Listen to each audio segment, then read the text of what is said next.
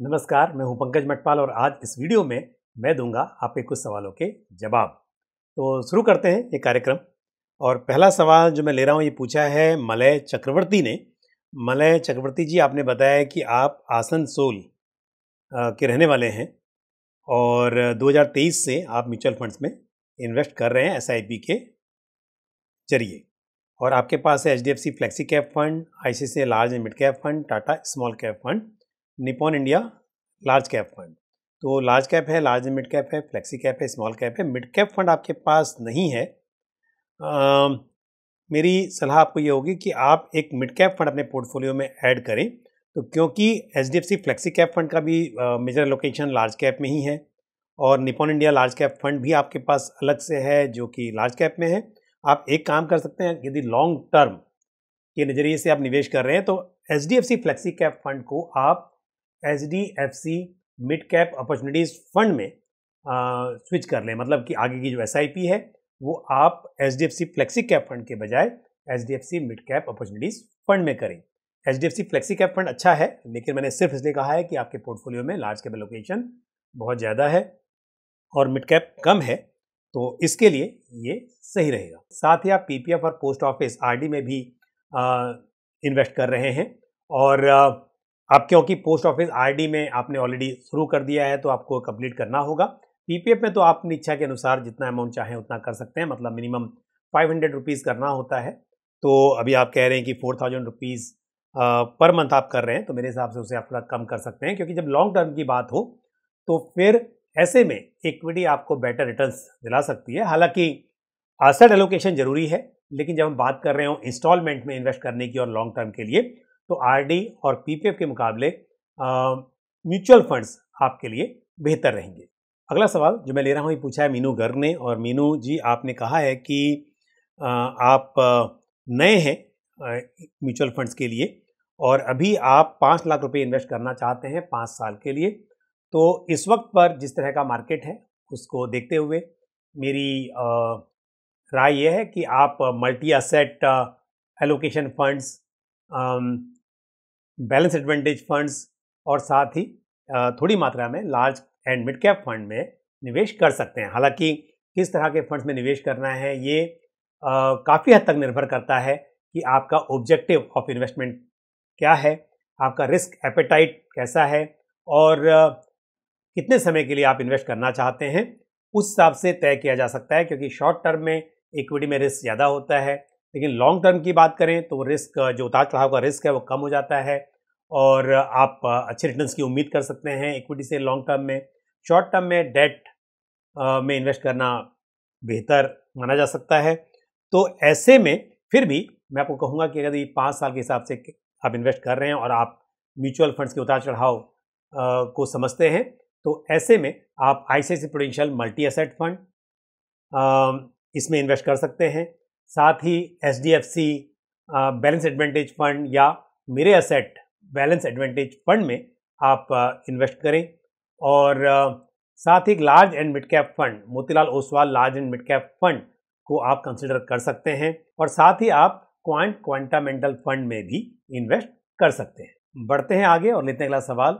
और ये सवाल आपने पूछा, आपका नाम चैनल पर लिखा हुआ है प्यारे आत्मा साहब सिंह। ये सवाल SWP को लेकर है और इसमें कई सवाल हैं एक्चुअली। तो पहला सवाल ये है कि SWP स्विच करने पर टैक्स लगता है तो क्या सैलरी में जोड़ा जाएगा या कैपिटल भी धीरे धीरे निकालने पर टैक्स का क्या सिस्टम है? ओके, SWP में आप स्विच नहीं करते हैं बल्कि आप विड्रॉ करते हैं। सिस्टमेटिकली आप अमाउंट को विड्रॉ कर रहे होते हैं। तो जो भी अमाउंट आप विड्रॉ करेंगे उस पर कैपिटल गेन टैक्स कैलकुलेट होगा। अब कैपिटल गेन टैक्स जो है वो लॉन्ग टर्म है या शॉर्ट टर्म है नेचर में, ये डिपेंड करेगा कि आपने किस तरह के फंड में इन्वेस्ट किया हुआ है। जैसे कि यदि इक्विटी फंड है, यानी कि ऐसा इक्विटी फंड या फिर ऐसा हाइब्रिड फंड इवन जिसमें इक्विटी एलोकेशन मिनिमम 65% है, उसे हम इक्विटी फंड ही मानेंगे। हालांकि वह हाइब्रिड फंड हो सकता है, उदाहरण के तौर पर बैलेंस एडवांटेज फंड या फिर अग्रेसिव हाइब्रिड फंड्स, तो इसे हम इक्विटी फंड ही कहेंगे। और उसके अलावा बाकी जो इक्विटी फंड्स हैं जैसे large cap, mid cap, small cap, multi cap, ये इक्विटी फंड्स है। तो यहाँ पर 1 साल तक का जो होल्डिंग पीरियड है वो शॉर्ट टर्म है और 1 साल से अधिक का जो होल्डिंग पीरियड है वो लॉन्ग टर्म हो जाता है। तो जब आप ऐसे फंड से विड्रॉ करते हैं तो जब आपने इन्वेस्ट किया और उसके बाद कितने समय के बाद आप विड्रॉ कर रहे हैं उस पर डिपेंड करेगा। और अगर लॉन्ग टर्म है तो यहाँ पर 10% के रेट से long term capital gain tax applicable होगा। फर्स्ट 1 लाख के लॉन्ग टर्म कैपिटल गेन पर कोई टैक्स नहीं लगेगा, वो एग्जेम्प्टेड है। और उसके बाद जो अमाउंट है उसके ऊपर 10% के रेट से टैक्स एप्लीकेबल होगा।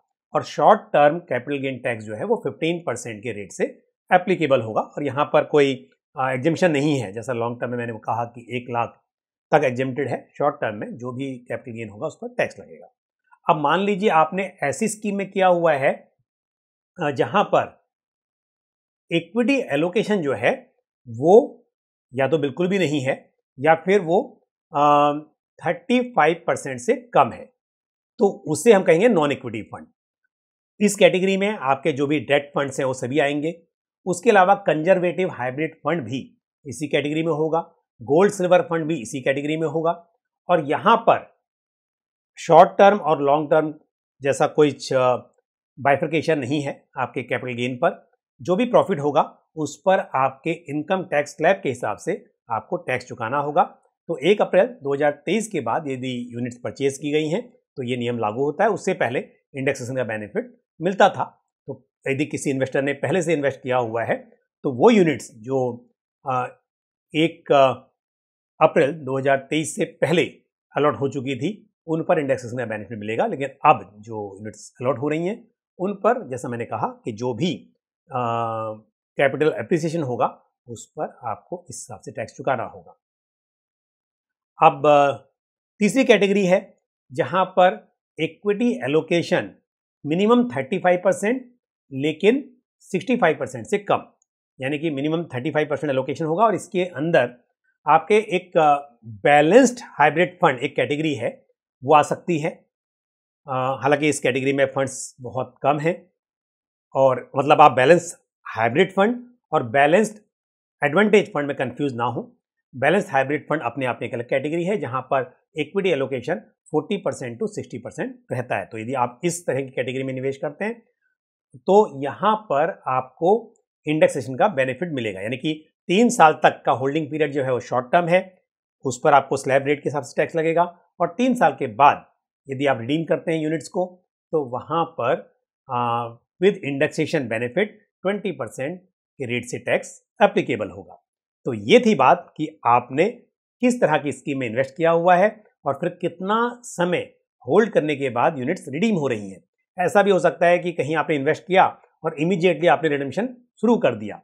तो शुरुआत में वो शॉर्ट टर्म था, लेकिन क्योंकि आप एक साथ विड्रॉ नहीं कर रहे हैं, आप इंस्टॉलमेंट में कर रहे हैं और ऐसा करते करते वो पीरियड पूरा हो गया और ये लॉन्ग टर्म हो गया। तो आगे का जो रिडम्पशन होगा उस पर long term capital gain tax applicable होगा। तो थोड़ा सा कॉम्प्लिकेटेड है, लेकिन यहाँ पर टैक्स अलग अलग तरह की जो स्कीम्स हैं उसके हिसाब से एप्लीकेबल होता है। तो जो आपने कहा था कि सैलरी में जोड़ दिया जाएगा, कैसे होगा, मैंने बता दिया आपको। तो कुछ स्कीम में जहां मैंने कहा कि स्लैब रेट पर टैक्स एप्लीकेबल होगा, उसका मतलब यही हुआ कि आपकी सैलरी के हिसाब से जो इनकम बन रही है आपकी, उसके हिसाब से जो टैक्स बन रहा है उसी रेट पर उस पर भी टैक्स लगेगा। लेकिन जहां पर लोअर रेट पर टैक्स है वहां पर 10%, 15% जैसे मैंने कहा उस हिसाब से टैक्स एप्लीकेबल होगा। साथ ही आपने कहा है कि एक एक स्कीम पर टैक्स लगता है कि ओवरऑल पोर्टफोलियो पर लगता है। तो ओवरऑल पोर्टफोलियो नहीं, पोर्टफोलियो में जिस तरह की स्कीम होगी उस तरह से टैक्स एप्लीकेबल होगा। अगला सवाल मैं ले रहा हूँ, ये पूछा है राजीव सिंह ने। राजीव जी, आपने बताया है कि आप 35,000 पर मंथ के SIP कर रहे हैं। SBI निफ्टी 50 इक्वल वेट में 5,000, निपॉन इंडिया लार्ज कैप में 5,000, पराग पारिक फ्लेक्सी कैप में 10,000, Motilal Oswal mid cap fund में 6,000, एक्सिस स्मॉल कैप फंड में 3,000 और SBI कॉन्ट्रा फंड में 3,000, साथ ही क्वांट स्मॉल कैप फंड में 3,000 रुपीज़ की SIP आपकी चल रही है। फंड्स आपके सभी अच्छे हैं और आपका एलोकेशन जो है अपने लार्ज कैप पे भी काफ़ी किया हुआ है, मिड कैप में है और स्मॉल कैप में 6,000 में 2 स्कीम आपके पास में हैं। तो आप इन स्कीम में बने रह सकते हैं लॉन्ग टर्म के हिसाब से, ये ठीक है। और अब आपने पूछा है कि 25 लाख का लमसम इन्वेस्टमेंट करना है, कहाँ करें। अब ये काफ़ी हद तक डिपेंड करता है कि आपको कितने समय के लिए करना है, आपका रिस्क एपेटाइट क्या है, ऑब्जेक्टिव इन्वेस्टमेंट क्या है, वो आपने बताया नहीं है। लेकिन मैं मान के चलता हूँ कि आप समझते हैं म्यूचुअल फंड को और म्यूचुअल फंड में स्पेशली इक्विटी में जो उतार चढ़ाव होता है उस रिस्क को आप समझते हैं और लॉन्ग टर्म के लिए आप इन्वेस्ट करना चाहते हैं। तो ऐसे में आप जो आपके पास SBI Nifty 50 equal weight index fund है उसमें आप थोड़ा पैसा इन्वेस्ट कर सकते हैं। साथ ही Nippon India large cap fund में भी आप इन्वेस्ट कर सकते हैं। और यदि हम जैसा कह रहे हैं लॉन्ग टर्म का नज़रिया है, थोड़ा एलोकेशन मिड कैप में भी किया जा सकता है, लेकिन मिड कैप में कम करें। और इसके अलावा मैं आपको कहूँगा, क्योंकि 25 लाख की बात है, तो यदि आप 5 lakh rupees SBI Nifty 50 equal weight index fund में ऐड कर दें, 5 lakh Nippon India large cap में कर दें और 5 लाख रुपीज़ आप Motilal Oswal mid cap fund में भी कर सकते हैं। और उसके अलावा जो 10 लाख बचे उसके लिए 2 स्कीम मैं आपको और सजेस्ट कर रहा हूँ। 5 लाख आप करें ICICI prudential multi asset fund में और साथ ही 5 लाख रुपीज़ आप एक बैलेंस एडवांटेज फंड में इन्वेस्ट कर सकते हैं। और बैलेंस एडवांटेज फंड में क्योंकि डिफरेंट मॉडल्स होते हैं यहाँ पर, तो हर फंड का रिस्क अलग अलग होता है, तो सिर्फ आप रिटर्न्स की बात ना देखें, आप थोड़ा रिस्क भी देखें किस तरह से इसमें रिस्क है। तो मैं आपके पोर्टफोलियो के हिसाब से सजेस्ट करूँगा कि आपको मेरे एसेट बैलेंस एडवांटेज फंड या फिर टाटा बैलेंस एडवांटेज फंड को चुनना चाहिए। और अब लेते हैं आज आखिरी सवाल जो पूछा है श्रीकांत श्रीवास्तव ने। और श्रीकांत जी, आपने कहा है कि आपको 10 लाख रुपए इन्वेस्ट करने हैं 10 से 12 साल के लिए। आप कह रहे हैं कि क्या आप उसे small cap, mid cap and flexi cap में इन्वेस्ट करें। आप बिल्कुल कर सकते हैं, लेकिन ध्यान रहे कि स्मॉल कैप, मिड कैप की वैल्यूएशंस थोड़ी एक्सपेंसिव हैं। तो इस वक्त पर स्मॉल कैप में आप लमसम इन्वेस्ट ना करें तो ये अच्छा होगा। फिलहाल के लिए flexi cap funds, large cap funds और large and mid cap funds consider किए जा सकते हैं। बाद में आप स्विच कर सकते हैं। तो ऐसा नहीं कि आपने आज किया तो 10-12 साल के लिए आपको उन्हीं स्कीम में इन्वेस्टेड रहना है। आप कुछ समय के बाद जब वैल्यूएशंस थोड़ी ठीक होंगी, मार्केट थोड़ा करेक्ट होगा, तब आप स्विच कर सकते हैं।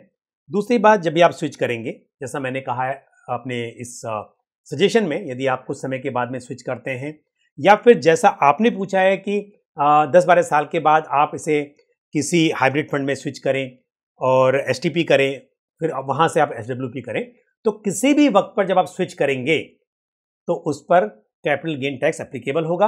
ये डिपेंड करेगा कि आपके होल्डिंग पीरियड क्या है। और क्योंकि आप बात कर रहे हैं कि इक्विटी फंड से आप स्विच करेंगे, तो यहाँ पर 1 साल से अधिक का जो होल्डिंग पीरियड होगा वो लॉन्ग टर्म कहलाएगा और उस पर long term capital gain tax applicable होगा। तो ये आइडिया अच्छा है, 10 से 12 साल के लिए आप इक्विटी फंड्स में निवेश करें और फिर आप उसे स्विच करें हाइब्रिड फंड्स में और फिर वहाँ से SWP करें। लेकिन जैसा मैंने कहा कि इस वक्त पर स्मॉल कैप में निवेश लमसम करना ज़्यादा रिस्की हो जाएगा। तो फिलहाल के लिए आप जो फंड्स मैंने बताए, जो कैटेगरी बताई, उनमें आप निवेश करें। तो मैंने आपको क्लियर कर दिया कि जब आप एक फंड से दूसरे फंड में STP करते हैं तो जो यूनिट्स रिडीम होती हैं, जो स्विच होती हैं, तो STP का मतलब यही होता है कि एक स्कीम से यूनिट्स रिडीम हो रही हैं और दूसरी स्कीम में आप परचेज कर रहे हैं, तो इसके ऊपर कैपिटल गेन टैक्स एप्लीकेबल होगा। और साथ ही जब पूरा पैसा आपका ट्रांसफर हो जाएगा हाइब्रिड फंड में और फिर आप वहां से रेगुलरली विड्रॉ करेंगे, क्योंकि आप सिस्टमेटिकली विड्रॉ करेंगे पैसे को SWP के जरिए, तो जो यूनिट्स वहां पर रिडीम होंगी उस पर भी कैपिटल गेन टैक्स एप्लीकेबल होगा। तो आई थिंक आपका जो कन्फ्यूजन था, आपने लिखा था कि कुछ कन्फ्यूजन है, वो अब दूर हो गया होगा। फिर भी कोई सवाल हो तो आप फिर से पोस्ट कर सकते हैं। तो आज मैंने इस वीडियो में कुछ प्रश्नों के उत्तर दिए और मुझे उम्मीद है ये जानकारी आपको पसंद आई होगी। म्यूचुअल फंड या फिर ओवरऑल पर्सनल फाइनेंस से जुड़ा हुआ आपका कोई भी सवाल या सुझाव हो तो आप कमेंट बॉक्स में पोस्ट कर सकते हैं। मुझे दीजिए इजाजत, अगले वीडियो में फिर किसी इंपॉर्टेंट टॉपिक के साथ या फिर आपके सवालों के जवाब के साथ आपसे मुलाकात होगी। थैंक यू, जय हिंद। म्यूचुअल फंड निवेश बाजार जोखिमों के अधीन है। योजना से संबंधित सभी दस्तावेजों को ध्यान से पढ़ें।